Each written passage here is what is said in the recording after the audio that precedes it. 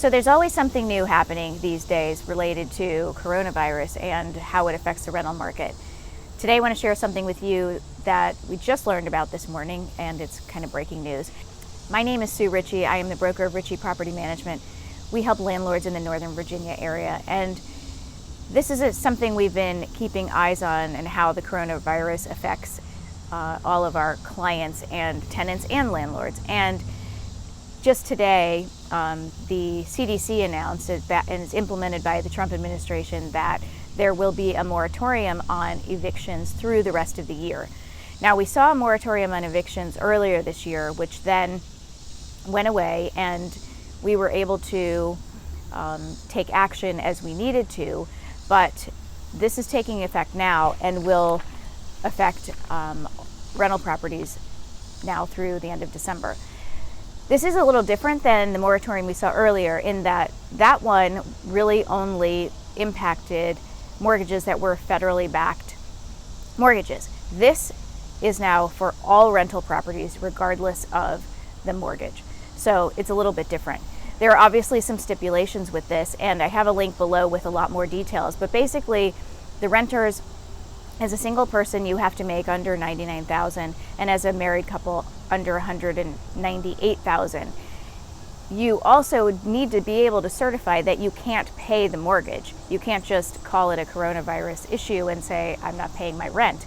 You still have to go through that process.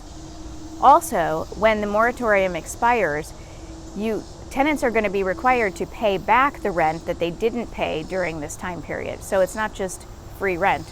You still have an obligation and a contract with the landlord. So this brings up a couple of things to think about. Obviously, public safety and public health is really the biggest thing we need to pay attention to. It's so important. But the economic impact of all of this is also equally important. And we get it.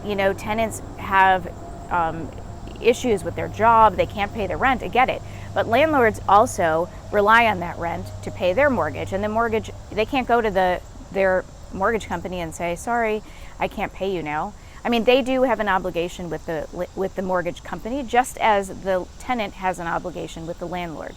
So one of the things that we to think about is this delay of evictions just going to create this big backlog at the beginning of next year?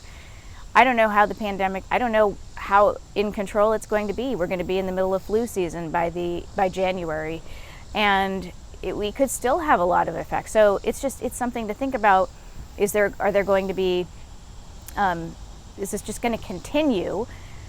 And something else is that maybe we should be looking at some other kinds of rental assistance legislation that will help tenants pay the rent and help landlords as well, because it's not just either or. There are a number of people impacted by this.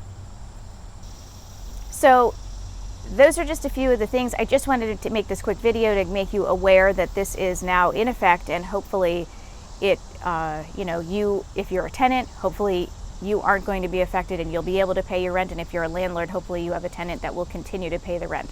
I'd love to hear your comments and your thoughts on this, this new legislation that's out there.